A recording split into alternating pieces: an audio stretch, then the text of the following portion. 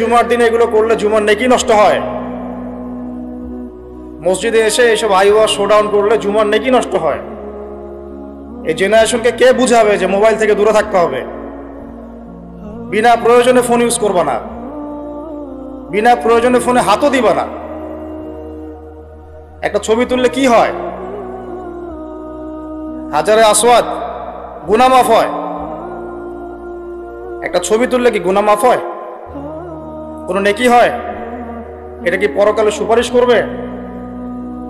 এই মোবাইলের আসক্তির কারণে এই যুব সমাজের চিন্তার ক্ষমতা নষ্ট হয়ে গেছে। বিশ্বাস করেন আমার কথা?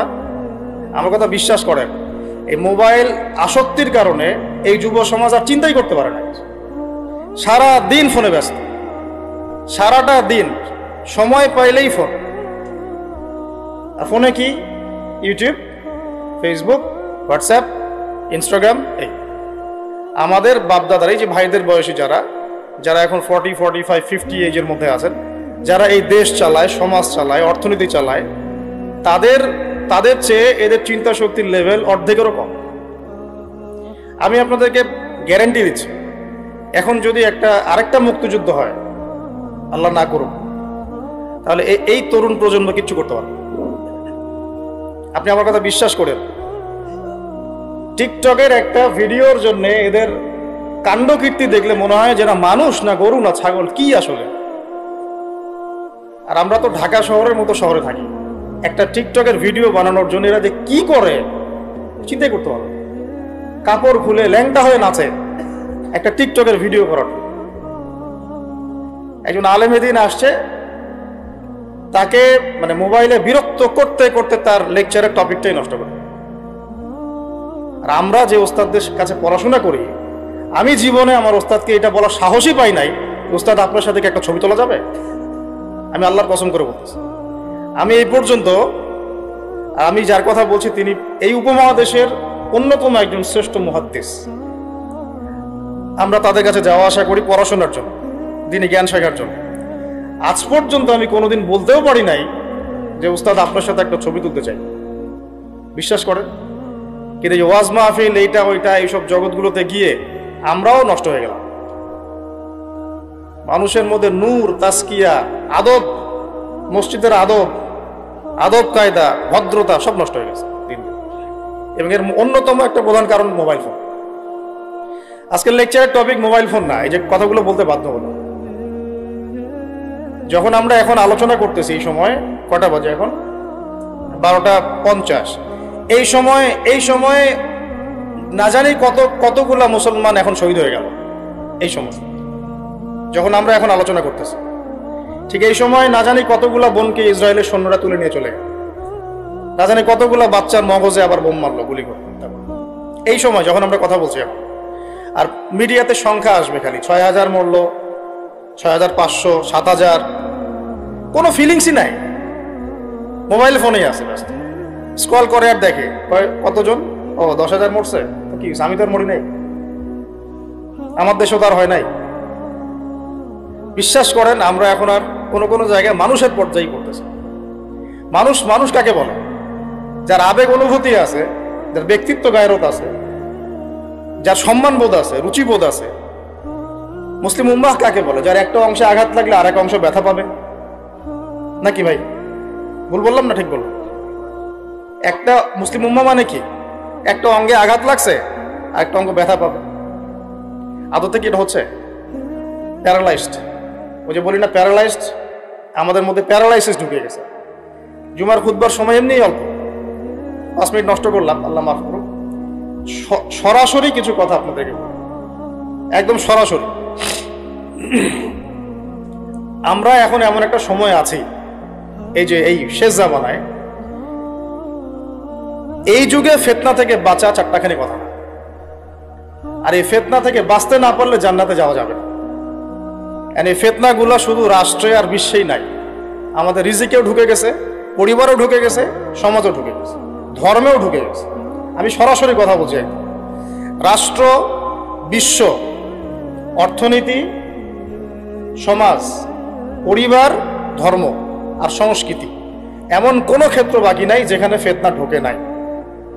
এখান থেকে বাঁচা চারটাখানি কথা না, এখান থেকে বাঁচতে হলে আমাদেরকে প্রথমে যেটা করতে হবে, আগে দিনের জ্ঞান অর্জন করতে হবে।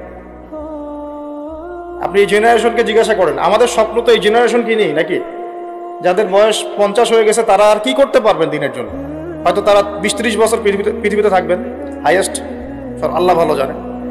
আগামী বিশ্বকে কে নেতৃত্ব দিবে? যাদের বয়স এখন 20 থেকে 40 অথবা 10 থেকে 30, এই তো এই জেনারেশনকে আপনি দেখেন তাদের কত পার্সেন্ট কোরআন তেলাওয়াত করতে জানে। আপনি এই যে আজকে যারা আসছে সবার কোরআন তেলাওয়াতের টেস্ট নেন, একজন আলেমের সামনে বসান, একজন একজন করে ডাকেন, দেখেন সূরা ফাতিহা পড়তে পারে কতজন। এই মুসলিম উম্মাহ মার না খেলে কোন মুসলিম উম্মাহ মার খাবে আমাকে বুঝান, আমি তো বুঝি না, আমার জ্ঞান কম। এই মুসলিম উম্মাহ যদি মার না খায় কোন মুসলিম উম্মাহ মার খাবে? আজকে যারা আসছে এখানে বা এর পরেও আসবে জুমার দিনে, আপনি এদেরকে 5 ওয়াক্ত নামাজে পাবেন।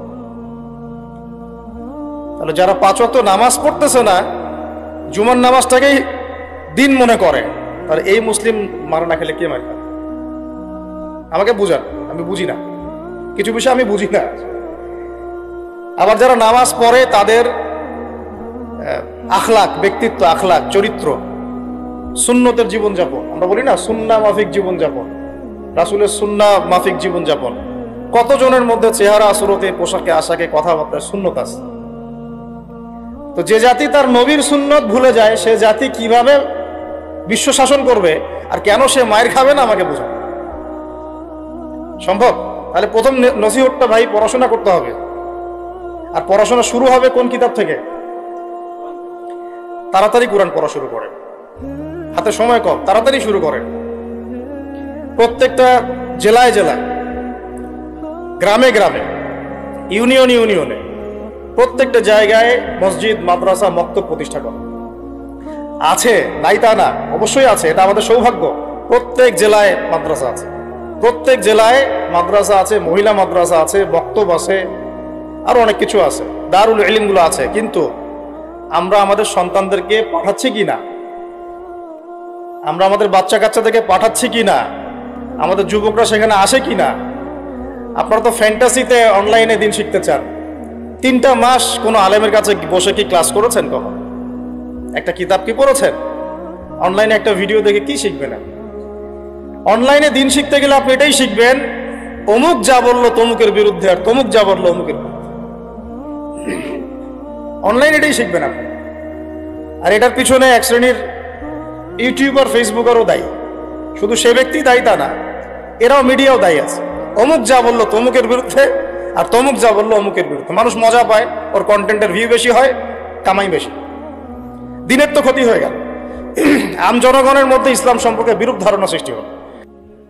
আসল লক্ষ্যটা কি জানেন?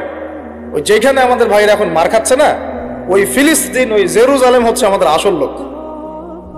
ওইটাই পৃথিবীর এমন একটা জায়গা যেখান থেকে সভ্যতা শুরু হয়েছে পৃথিবীতে। মক্কা থেকে শুরু হয় নাই, ওই ফিলিস্তিন থেকে পুরো বিশ্বে সভ্যতা শুরু হয়েছে। আজকে থেকে এটা 10,000 বছর আগের কথা। ওখান থেকেই শুরু হয়েছে, আর ওখানেই পৃথিবীর শেষ হবে। ওইখানেই যতক্ষণ পর্যন্ত ঈসা আলাইহিস সালাম না আসছেন এবং ইসলামী খেলাফত আবার কায়েম না করছেন, কিয়ামত হবে না। এই যে আসল জায়গাটা থেকে আমাদেরকে সরায় দেওয়া হয়েছে না? কয়জন ভাবে এটা নিয়ে? কয়জন জানে বা এটা নিয়ে? জানেই বা কয়জন? কিছু মানুষ আছে সারা জীবন হাত বাঁধা নিয়ে আপনাকে ব্যস্ত করে রাখলো। বাঁধবেন কোথায়? এখানে বাঁধবেন, এখানে বাঁধবেন, এইভাবে বাঁধবেন, এইভাবে বাঁধবেন, এইভাবে 5টা-6টা জায়গা নিয়ে ক্যাচাল করতে করতে করতে হায়াতই শেষ হয়ে যেত।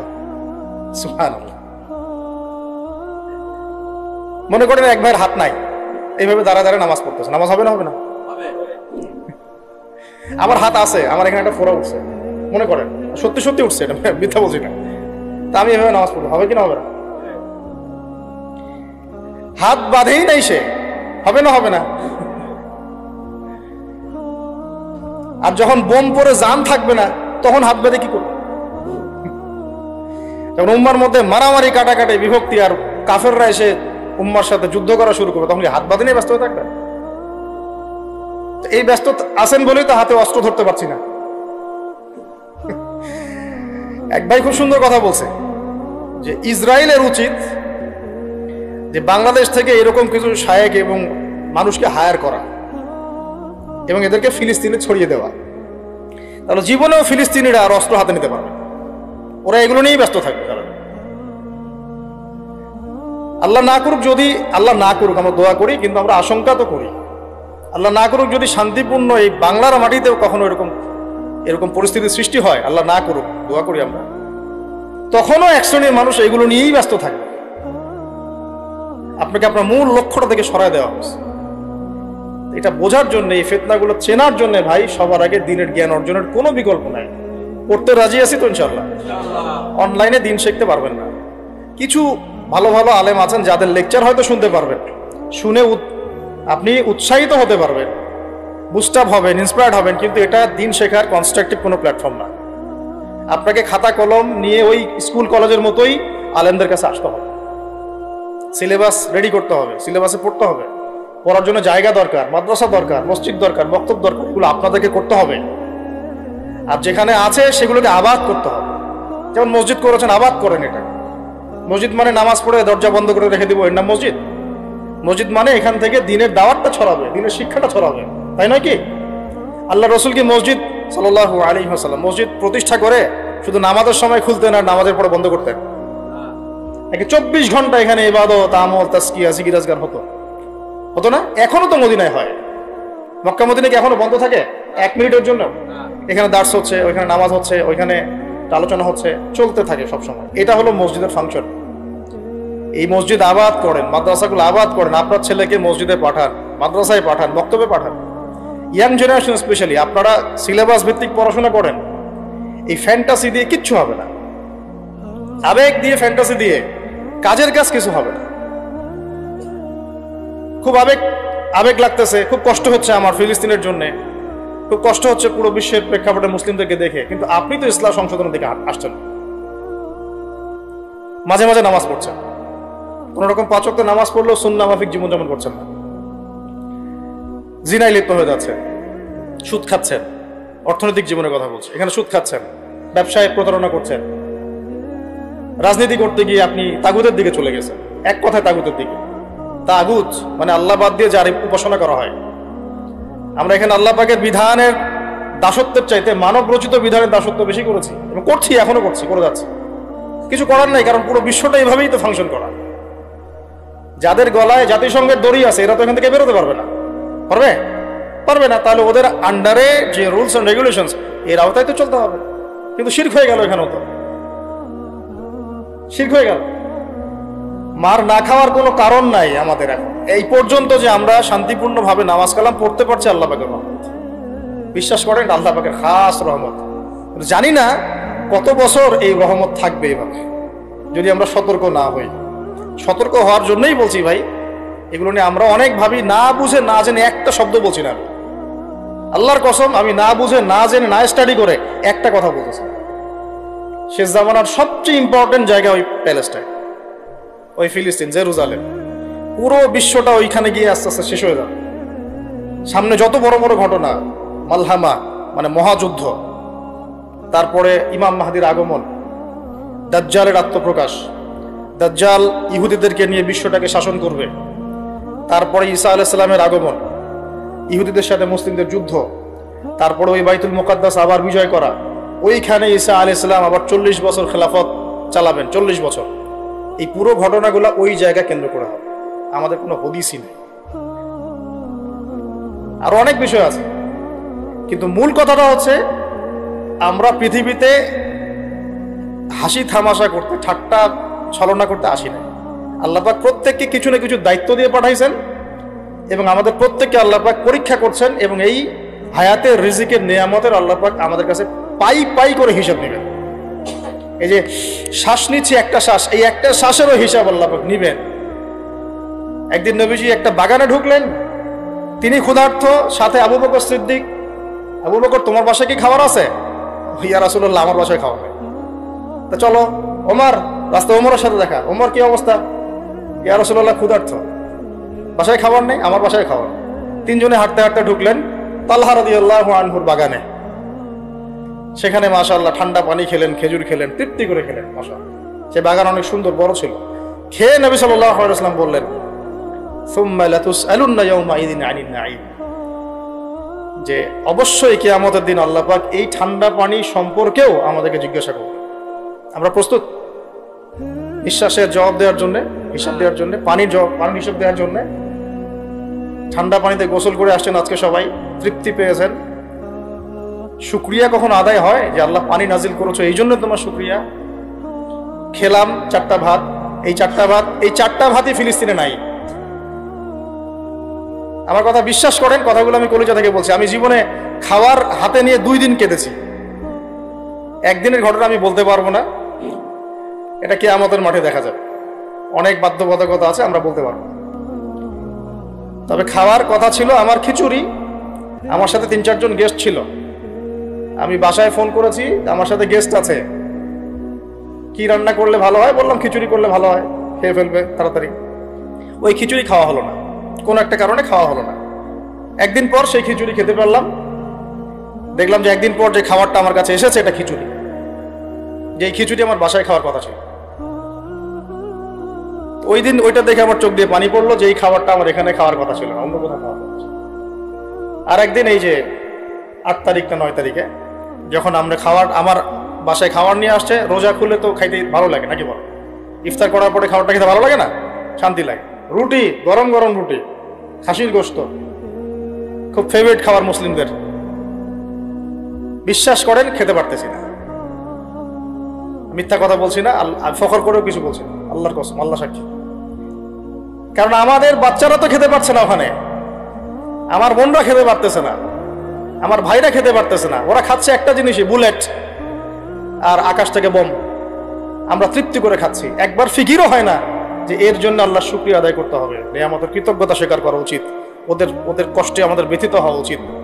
খাবারটুকু পাঠাতেও তো পারছি না, যে আমরা সবাই 10-20 টাকা করে তুলে 1 কোটি টাকা ফান্ড একটা কালেক্ট করে পাঠাই দিব, এই সুযোগটাও তো পাচ্ছি না। এত সহজ কি ব্যাপারটা? কে যাবে, কে দিবে? আর যারা কাজ করছে তারাও অথেন্টিক কিনা, আসলেই জায়গায় যাচ্ছে কিনা, ওরা পাচ্ছে কিনা, চতুর্দিক থেকে তো অবরুদ্ধ যায়। আমরা সবাই মিলে আমাদের ভাই বোন শিশুদেরকে ওখানে মরার জন্য ছেড়ে দিয়েছি, এটাই সত্য কথা। এবং এর জন্য পুরা উম্মাকে জবাব দিতে হবে, পুরা উম্মাকেই জবাব দিতে হবে। সবচেয়ে বড় জবাব দিতে হবে আরবের নেতাদেরকে, আশপাশের যারা নেতা আছে এদেরকে। আরবের যে নেতারা আছে এদেরকে বিগত 70 বছর ধরে ওরা যা যা করেছে এর উত্তর দিতে হবে, জবাব দিতেই হবে, কোনো উপায় নাই। আমাদেরকেও দিতে হবে, প্রত্যেক রাষ্ট্রপ্রধানকে দেওয়া লাগবে। যে লিখতে পারতো লিখে নাই তাকে দেওয়া লাগবে, যে বলতে পারতো বলে নাই তাকেও দেওয়া লাগবে, যার অস্ত্র দেওয়ার ক্ষমতা ছিল দেয় নাই তাকেও বলা লাগবে, যার মিলিটারি পাওয়ার ছিল সে চাইলে ওখানে ইন্টারভেন করতে পারতো সে করে নাই তাকেও বলতে হবে। আর যারা ওদের সাথে আতাত করে বন্ধুত্ব করেছে এরা তো মুনাফিক, টাটকা মুনাফিক, পাক্কা মুনাফিক। এরাই তো তারা যারা কাফেরদের সাথে জাহান্নামের তলদেশে থাকবে। মুসলিমদেরকে বাদ দিয়ে মুনাফিক ইহুদি খ্রিস্টানদের সাথে বন্ধুত্ব করেছে। যে ইহুদি খ্রিস্টানরা আমাদের ভাই বোনদেরকে মেরে ঝাঁঝরা করে ফেলাচ্ছে, আমি ওর সাথে বন্ধুত্ব করতে পারি? কি বলে আপনাদের ইমান? আর এই কথাগুলো কি উগ্রবাদী কথা হয়ে গেল? এগুলো সত্যি কথা। আর সত্যি কথা বলার পরে কি হবে সেটা তো দেখার দরকার নেই, আল্লাহর কাছে আমাকে জবাব দিতে হবে, এটাই আমার ফিকির। তো যারা দোয়া করতে পারবে তারা যদি দোয়া না করে আল্লাহর কাছে জবাব দিতে হবে। যারা বলতে পারে যদি না বলে আল্লাহর কাছে অ্যান্সার দিতে হবে। যারা খাবার পাঠাতে পারতো তারা পাঠায় নাই, আল্লাহর কাছে অ্যান্সার দিতে হবে। একটু ভেবে দেখেন না, আপনার যদি একটা বাচ্চা কখনো এমনি মারা যায় তাহলে আপনার কেমন লাগবে? আল্লাহ না করুক। একটা বাবার জন্য সবচেয়ে কষ্টের কোন সময়টা বলেন তো? নিজের সন্তানকে দাফন করা। আমরা তো কখনো করি নাই এটা, আমরা বুঝবো কিভাবে? যে ঘুমটাওয়ালা কিছু লোক বসে বসে অনলাইনে বলতেছে যে এগুলো ফিতনা, এটাই। ওরা কি কখনো নিজের সন্তানকে দাফন করেছে নাকি? কখনো কষ্ট স্বীকার করেছে নাকি? কখনো রিমান্ডে গিয়েছে নাকি? মায়ের খেয়েছে নাকি? কখনো জেল খাটছে নাকি? ও তো সুখে আছে, 3 বেলা খাচ্ছে যাচ্ছে, মাশাআল্লাহ, সুখে শান্তিতে জীবন যাপন। ও কি বুঝবে উম্মার কষ্ট? ও কি বুঝবে বাচ্চাদের কষ্ট, এই মা বোনদের কষ্ট? আর আমরা সর্বোচ্চ বলতে পারতেছি ব্যাস, কিন্তু সচেতনতা তো তৈরি করা দরকার। আপনার ছেলে যদি বলে ওখানে কি হচ্ছে, ওকে বলা উচিত, বাবা ওখানে কিছু শয়তান আছে, যে শয়তানগুলা আমাদের নিরীহ বাচ্চাদেরকে মেরে ফেলছে। তুমি যখন বড় হবা তোমাকে আল্লাহ পাক সামর্থ্য দিলে তুমি শয়তানগুলোকে মেরে ফেলবে। বাচ্চাকে শেখানো উচিত। ওরা 100 বছর থেকে ওদের বাচ্চাকে এগুলো শিখাইছে।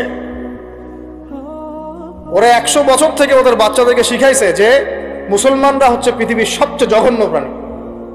ওদেরকে যখনই দেখবা তখনই মারবা, ওদেরকে ওদের ওদের সাথে শত্রুতা করা তোমার উপর ফরজ। এটা ওরা শিখাইছে ওদের বাচ্চাদের। আমাকে বলেন, কোন মানুষ, একটা সুস্থ স্বাভাবিক মানুষ হাসপাতালে বোমা ফেলতে পারে কিনা বলেন? সে হোক ইহুদি বা খ্রিস্টান বা হিন্দু বা বৌদ্ধ বা মুসলিম মুনাফিক যেই হোক, কোন মানুষ কি হাসপাতালে বোম ফেলতে পারে? কিভাবে ফেললো?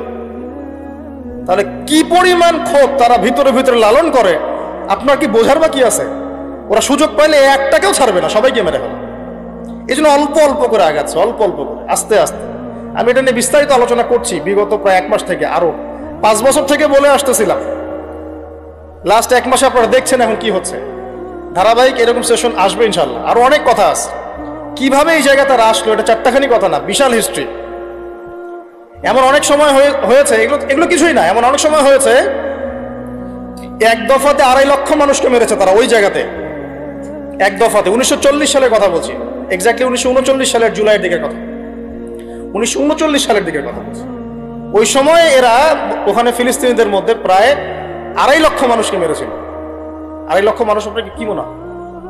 এভাবে যদি আমি পরিসংখ্যান দিতে থাকি, এখানে আজকে 3-4টা বাজবে। আমার কাছে কিতাবও আছে রেডি করা, এবং ইনশাআল্লাহ আল্লাহ পাক চাইলে ওটা পাবলিশও হবে ইনশাআল্লাহ। তখন আপনারা বাসায় পড়ে নিন, দেখেন কি হচ্ছে আসলে। তো মূল কথাটা হচ্ছে, ভাই আমি তো দোয়া করতে পারি, আমার তো করা উচিত, আমার ব্যথিত হওয়া উচিত, আমার কুনুতে নাজেলা পড়া উচিত। যদি আমার আরো বড় সামর্থ্য থাকতো, অ্যাটলিস্ট ওখানে ত্রাণ পৌঁছানো উচিত ছিল, বা আরো যদি বড় ক্ষমতা আল্লাহ পাক আমাকে দিতেন, তাহলে ওদের মুখের সামনে বলা উচিত ছিল এটা অন্যায়, জুলুম, এর প্রতিবাদে আমরা জাতিগতভাবে পাশে আছি ফিলিস্তিনিদের। এবং মুসলিম রাষ্ট্রগুলোর ঐক্যবদ্ধ হয়ে একটা ফোরাম গঠন করা উচিত ছিল এদের বিরুদ্ধে। কিসের শান্তি চুক্তি আর কিসের নেগোসিয়েশন? কোনো কথা আর বাকি আছে? এদের সাথে একটা ভাষাই বাকি আছে এখন, অস্ত্রের ভাষা, যুদ্ধের ভাষা। একটা ভাষাতেই কথা বলা বাকি আছে, আর কোনো ভাষাই নেই এদের সাথে কথা বলা। তুমি হাসপাতালে বোম ফেলে 600টা মুসলিম বাচ্চাকে হত্যা করে ফেলছো, তোমার সাথে কিসের কথা? একটা কথাই হতে পারে, সেটা হলো যুদ্ধের ভাষা, অথবা এই পুরো ভূমি থেকে তোমরা চলে যাবা পশ্চিমে, পুরা ফিলিস্তিন ছেড়ে দিবা। এটাই ছিল আমাদের ভাষা। কিন্তু বিগত 75 বছর ধরে আমরা এগুলো করতে পারি না। 1-2টা বছর না রে ভাই, 75 বছর ধরে আমরা এগুলো করতে পারি। আমি এখানে গলা ফাটাই, আমার আবেগ ঝেড়েও কি লাভ হবে তাও জানি না। অ্যাটলিস্ট আমরা আমাদের জবাবটা তো আল্লাহর কাছে দেওয়া লাগবে। আল্লাহ পাক আপনার অপারগতাও জানেন, আপনার সামর্থ্যের সীমাও জানেন। আল্লাহ পাক দেখবেন এর মধ্যে থেকে আপনি কি করেছেন, দেখবেন কি না? তো এখন ভাই আমাদের কি এইসব মোবাইল, সেলফি, হাবি জাবি এগুলোই জীবন? না আমাদেরকে চিন্তা করতে হবে একটু। চিন্তা করতে গেলে প্রথম সলিউশন পড়াশোনা করতে হবে, কোরআন পড়তে হবে। যে যাই বলুক কোরআন পড়লেই হয়ে যাবে, সেই হয়ে যাবে, সব কথা বাদ দেন, আপনি কোরআন পড়েন। যে যাই বলুক না কেন, কোরআন পড়তেই হবে আপনাকে, এর অনুবাদ আপনাকে পড়তেই হবে, তাফসির আপনাকে ঘাটতেই হবে, পাশাপাশি নবীর হাদিসগুলো আপনাকে পড়তে হবে। ওই কোনো না কোনো আলেমের সোহবতে থাকতে হবে। উদ্বাস্তুর মতো জীবনযাপন করবেন না এই 10-20 জন সার্কেল নিয়ে। ওলামায়ে কেরামদের মধ্যে যারা হক্কানি ওলামায়ে কেরাম, তাদের কাছে এসে পরামর্শ করে চলাফেরা করবেন, যাতে আপনি বিভ্রান্তির শিকার না হন, পরামর্শ করতে পারেন। বাংলাদেশে কি আলেম ওলামার অভাব আছে? যত তাদের মধ্যে বিভক্তি থাক, যতই তারা একে অপরের সাথে কলুশনে থাক না কেন, যত দল থাক, তারপরেও আপনি ওলামায়ে কেরামের সাথেই থাকবেন। তারপরেও তাদের জবাব তারা দিবে, বাট আপনি আপনার জন্য জায়গার দায়িত্বটা পালন করবেন। এবং হকপন্থী চিনে নিবেন। হকপন্থী আর মুনাফিক চেনার সবচেয়ে উপযুক্ত সময় কোনটা সেটাও বলে দিই। হকপন্থী ওলামায়ে কেরাম আর মুনাফিক যারা মুসলিম উম্মার ভিতরে কাজ করছে আমাদের মতো লেবাস পোশাকে, এটা চেনার, ফাইন্ড আউট করার সবচেয়ে শ্রেষ্ঠ সময় হচ্ছে উম্মার এই সংকটপূর্ণ সময়গুলো।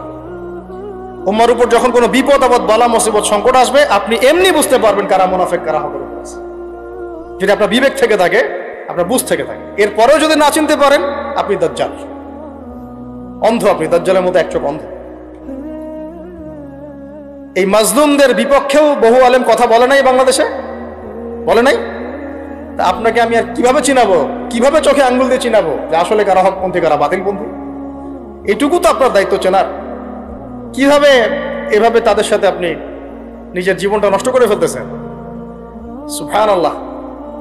আল্লাহ পাক আপনাদেরকে হেফাজত করুন, সঠিক পথে রাখুন, ওলামায়ে কেরামের সোহবতে থাকুন, হকপন্থী ওলামায়ে কেরাম। আর ভাই প্রতিদিন যে সুন্নাহগুলো আছে এগুলো আমল করেন, নিজের উপর একটা সংশোধন নিয়ে আসেন।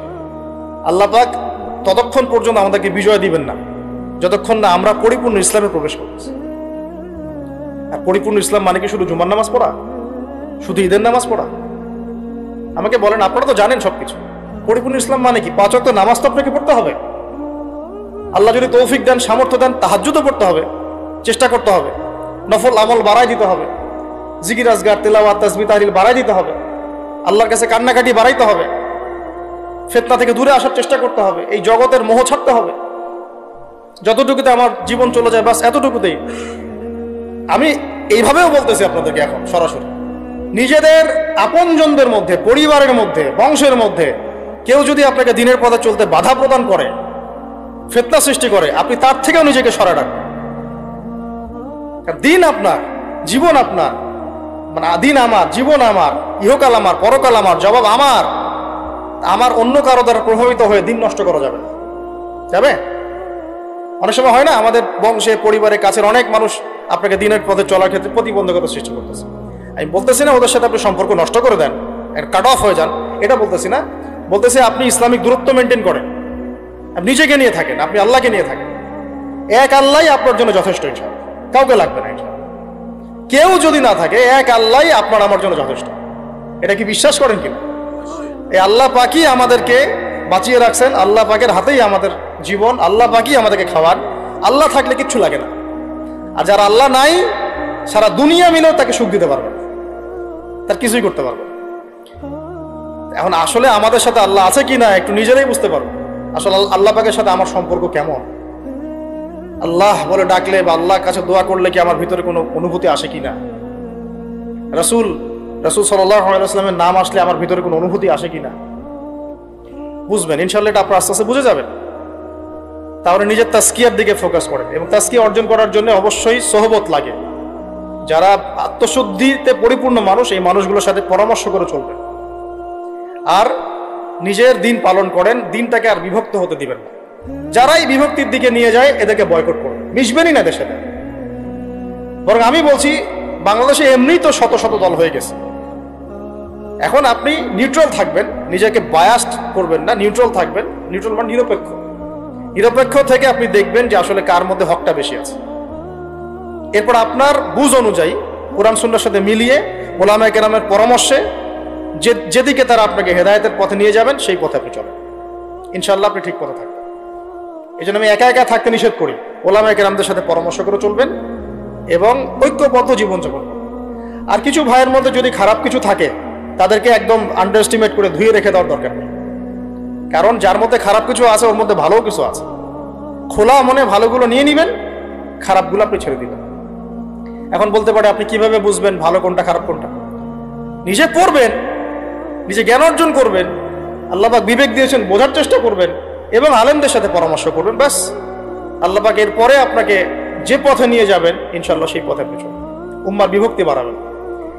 এরপরে যখন অর্থনীতির মধ্যে ঢুকবেন, ব্যবসা বাণিজ্য, রিজিক, চাকরি বাকরি, জান চলে গেলেও হারাম খাবেন না। আল্লাহ পাক তৌফিক দান করে, আপনাকে তৌফিক দেখ, আমাকেও তৌফিক দান। কারণ আমরা সবাই হারাম খাচ্ছি, আমি নিজেও ফিল করি। হারাম না খেলে আমাদের দোয়া কবুল হইতো। দোয়া যে কবুল হচ্ছে না বোঝেন না। কাবা ঘরে দোয়া হচ্ছে বিগত প্রায় 40-50 বছর থেকে, আল্লাহ ফিলিস্তিনকে মুক্ত করে দাও, মুসলিম ভাইদেরকে সাহায্য করো, নুসরা নাজিল করো। আপনি দোয়ার কি বরকত দেখতে পারতেছেন? দোয়ার কি ইম্প্যাক্ট পড়তেছে? রিজিক হারাম, রিজিক অনেক সময় হারাম হয়ে যাচ্ছে আমাদের। এমনকি হজের মতো মৌসুমে, উমরার মতো মৌসুমে আমরা যে গোশতগুলো খাচ্ছি বাইরে, এগুলো যে কতটুকু আল্লাহর নামে জবাই করছে আল্লাহ ভালো জানে। ভাবতে হবে তো, এগুলা পারতেছি না। আমি সত্যি বলতেছি যে আমরা হালাল খাইতেও পারতেছি না মনে হয়। চেষ্টা করতে হবে 100% হালালের উপর থাকার জন্য। যদি আল্লাহর নামে জবাই না করা হয় সেটা কি হালাল হবে? যদি আমার টাকার মধ্যে সুদ থাকে হালাল হবে?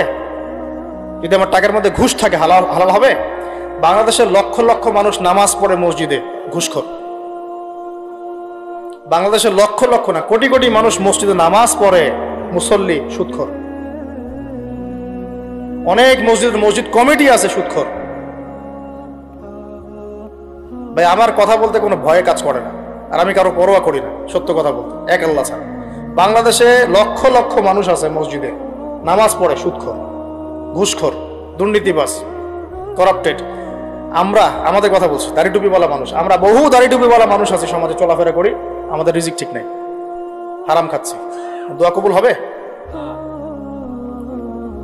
আল্লাহ পাক আমাদেরকে হারাম থেকে বাঁচান, হারাম থেকে বাঁচান।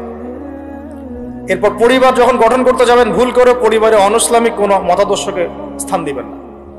পরিবারের বউ বাচ্চা যেন পর্দা করে, খেয়াল রাখতে হবে। বিয়ে শাদী করার সময় খেয়াল রাখতে হবে কোন মেয়েটাকে বিয়ে করছে। একটা মেয়ের বাহ্যিক সৌন্দর্য সবকিছু না। 3 মাস 4 মাস খুব মজা লাগবে, তারপর দেখবেন যখন আসল লাইফে আমরা ঢুকে যাই তখন দেখবেন দায়িত্ববোধটাই সবচেয়ে বড় কথা হয়ে দাঁড়ায়। এই রওনাক চলে যাবে, দিনদারিতা না থাকলে এই রওনাক চলে যাবে। মেয়ে দিনদার কিনা এটা দেখবেন সবার আগে। দিনদার হলে যদি একটু গায়ের রং কালো হয়, বিয়ে করে ফেলেন, বিয়ে করে ফেলেন। বিয়ে তো কঠিন করে ফেলছে সমাজ, জেনা সহজ হয়ে গেছে। মোস্তফা কামাল আতাতুর্ক যখন ক্ষমতায় আসছিল না, আমি সংবিধান চেক করলাম আজকে পড়তে পড়তে এক জায়গায়, ওই সময়কার সংবিধান তুরস্কের। মোস্তফা কামাল আতাতুর্ক যখন 1918 সালের পরে ক্ষমতায় আসছে, ওকে তো ক্ষমতায় বসাইছে ব্রিটেন। এত জানেন হিস্ট্রিটা, আপনারা অনেকে জানেন যারা পড়াশোনা করেন। ও সংবিধানে লিখেছে যে একাধিক বিয়ে করা হারাম, আর অমুসলিম নারীকে বিয়ে করাও বৈধ। সব উল্টাই দিছে।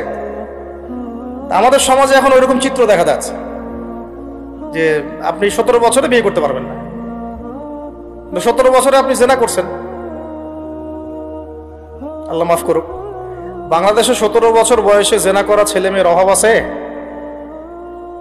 আদমশুমারির মতো এই কুমারিত্ব টেস্ট যদি করা হয় ছেলে মেয়েদের, তারপর দেখা যাবে কি অবস্থা। তো বিয়েটাকে সহজ করা উচিত। বিয়ের বয়স একটা ফিক্স করা হয়েছে, এর সাথে তো আমরা এখন যুদ্ধ করতে পারবো না। পারবেন? ছেড়ে দেন, আচ্ছা ফিক্স করছে বুঝলাম। এখন ওই বয়সটা হয়ে গেলেই আপনার সন্তানের বিয়ের ব্যবস্থা করে ফেলেন এবং এটাকে সহজ করে দেন, এত জটিল করেন না, সহজ করে দেন যাতে করে ওরা জিনা থেকে বেঁচে থাকতে পারে।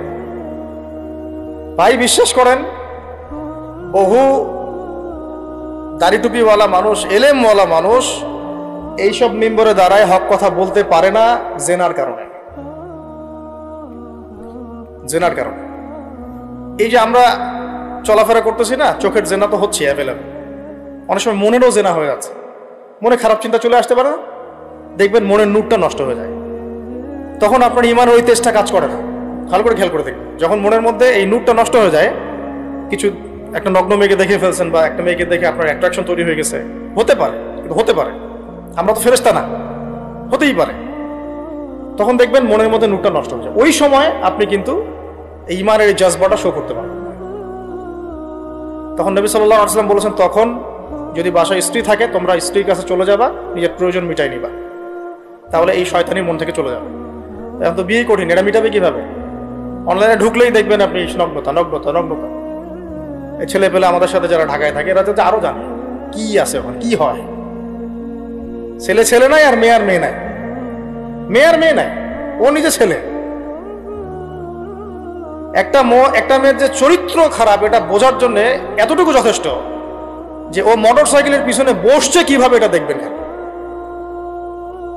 একটা আপনার শালীন দিনদার স্ত্রীকে নিয়ে যদি আপনি মোটর সাইকেলে জানো, দেখবেন তার বসার ধরনটা কেমন, আর যাদের সাথে এই যে ফ্রি মিক্সিং এ প্রেম প্রীতির সম্পর্ক করে এদের বসার ধরনটা কেমন।